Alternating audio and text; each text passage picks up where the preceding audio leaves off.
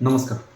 तुम्ही आत्ता बऱ्यापैकी बघितलं असेल, की आजकाल जे प्रेमातून जी बदलायची भावना निर्माण झालेली कलियुगामध्ये जर आपण एखाद्याला प्रेमाला नकार दिला किंवा कुणी आपल्याला नकार दिला, तर कसं असतं माणसाचा इगो असतो माणसाला, की आपल्याला ती गोष्ट पूर्णपणे पाहिजे असते असं असतं.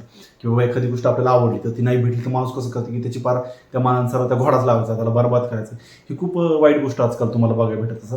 काही जणांचं कसं असतं, काही जणांचं प्रेम एकावरती असतं, काही जणांचं लफडं दुसऱ्याबरोबरच असतं, लग्न तिसऱ्याबरोबरच होतं.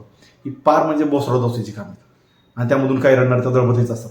जर तुम्ही जर नीट विचार केला, जर तुम्हाला कुणी म्हणलं की माझं तुझ्यावर प्रेम आहे, तर ते प्रेम का असू शकतं? आपली काय लायकी आहे? आपल्याकडे काय चीज आहे? मग कुणीतरी स्वार्थासाठीच प्रेम करतं ना. या जगात आईबापाशिवाय छाटा कोणी कुणावर प्रेम करत नाही. हे जे बोलबच्चन आहेत ना, की माझं तुझ्यावर प्रेम आहे, मी तुझ्यावर हे करतो, हा सर निव्वळ चुत्यापणा आहे. काही प्रेम वगैरे नसतं. त्या लागलेल्या गोष्टीची अटॅचमेंट असते थोड्या दिवसासाठी. त्यानंतर ती अटॅचमेंट परिस्थितीनुसार बदलून जाते. पण आपल्याला कळत नाही. प्रेम हे पहिल्या काळात होतं. आताच्या काळात कसं आहे, जर समजा मी एखाद्याला प्रपोज केलं, कुणी मला प्रपोज केलं किंवा इतर तुम्हालाच कुणी प्रपोज केलं किंवा तुम्ही एखाद्याला प्रपोज केलं. समजा तुम्ही एखाद्याला प्रपोज केलं, काही लोकांचं माइंडसेट तुम्हाला सांगतो. जर त्या माणसाने याला रिजेक्ट केलं, तर आपण घमंडमध्ये जातो, की बाबा मला रिजेक्ट केलं, मी कोण आहे, माझी पॉवर काय, माझं असं आहे, माझं तसं आहे, फलाना आहे, ढिमका आहे.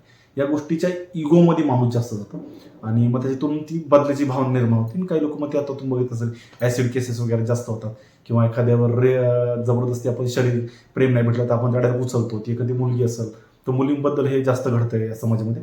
एखादी मुलगी असेल आपल्याला आवडत असेल तर आपण तिच्यावर प्रेमाचं प्रपोज करतो. ती नाही म्हणली तर आपल्याला इगो हट होतो ना. आपला इगो हट झाला की आपण तिला बरबाद करायचा प्रयत्न करतो, की आपण तिला घोडाच लावणार, तिचं आयुष्य बरबाद करणार, हे करणार, ते करणार. मला रिजेक्शन दिलं, मला असं. तर मी पण जो घमंड आहे ना, तो कुठेतरी कमी झाला पाहिजे. जर आपल्याला असं वाटलं की मला जर रिजेक्ट केलं तर ठीक आहे, आपल्यामध्ये काहीतरी वाईट गुणधर्म असतील किंवा आपल्या त्या गुणधर्म समोरच्या व्यक्तीला पटले नसतील ना. जर तुम्ही काहीतरी करताय आणि ते समोरच्याला जर दिसते बाबा हे चुकीचं करतोय, तो आपल्याला एकदा सांगेल, दोनदा सांगेल, सारखं सारखं सांगायला त्यांनी काय ठेका नाही घेतलेला आपल्याला सांभाळायचा. किंवा जर आपल्याला रिजेक्ट केलं म्हणून आपल्या काहीतरी चुकी असेल ना, आपण ती चूक जर समजून समोरच्या व्यक्तीचा जर इंटेन्शन आपण बघितलं किंवा त्याच्या दृष्टिकोनातून जर आपण जर व्यवस्थित बघितलं, तर मग आपल्याला आपले गुणधर्म कळतील की आपल्यात काय वाईट गुण आहे, आपल्याला त्या माणसाने का रिजेक्ट केलं. उलट कुणी जर आपल्याला रिजेक्ट केलं तर आपण आनंद मानला पाहिजे आणि त्याच्यातून आपण वर कसं जाता येईल, पुढची ग्रोथ कशी घेता येईल, स्टेप कशी घेता येईल. समजा जर आपल्याला कुणी काय बोललं की मला तू नाही पाहिजे, तर आपल्यामध्ये का नाही पाहिजे, किंवा जर एखाद्या मुलीने एखादा मुलं रिजेक्ट केलं तर तो दिसायला चांगला नसेल किंवा अशा बऱ्यापैकी गोष्टी असतात. फायनान्स आलं, पोरींना तर बऱ्यापैकी आज बघितलं 100% 80% पोरी तर पैसा बघूनच प्रेम करतात. हे तर सत्यच आहे. आणि पोरं काय कमी नाही आहेत. पोरं जर एखादी मुलगी जर व्यवस्थित आपल्याला हे नाही केली, तर म्हणजे बोलली नाही, प्रपोज केलं तर त्यांनी आपलं एक्सेप्ट नाही केलं, तर पोरं सुद्धा आज बऱ्यापैकी तुमचं शरीरासाठीचा खेळ हा या कलियुगमध्ये खूप जास्त झालं. प्रेम नावाची गोष्ट तर भेटणं अवघडच आहे. त्यामुळे बऱ्यापैकी कसं होतं की आपण आपली इगोला लांबतून त्या माणसाने रिजेक्ट का केलं, त्याच्यामागे काय कारण आहे, त्याच्यामागे पॉईंट असेल ना काहीतरी. एखादं माणसं काहीतरी करतं, कुठलाही माणूस काही करतो, मी असेल किंवा तुम्ही असेल, कुठली गोष्ट कधी करतो त्याच्यामागे काहीतरी कारण असतं.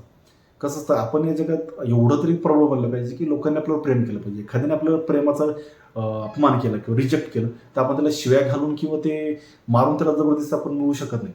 कसं असतं, प्रत्येकाच्या भावना वेगळ्या असतात, प्रत्येकाचा पर्स्पेक्टिव्ह वेगळा असतो प्रत्येक गोष्टीला बघण्याचा. तर ते जे रिजेक्शन आलेलं आहे आपल्याला, तर त्याला रिजेक्शन पचवायला सुद्धा आपल्या कांडीत दम पाहिजे. रिजेक्शन आलं म्हणून समोरच्याला घोडा लावणं हे चुकीचं आहे ना, आपण नीट विचार केला तर. उगं कसं असतं, आपल्यामध्ये काहीतरी कमतरता आहे, आपले ते गुणधर्म कसे सुधारता येतील, समोरच्या व्यक्तीने काय बघितलं, काय नाही बघितलं, किंवा कुठली गोष्ट त्याला आपली खटकली, ती गोष्ट जर वाईट असेल तर ती कशी बदलावी, या गोष्टींचा विचार करणं जास्त गरजेचं आहे ना. उगा एखाद्याने आपल्याला प्रेमाचा नकार दिला तर आपण त्या अहंपणामध्ये जाऊन समोरच्या बरबाद करणं हे चुकीचं आहे.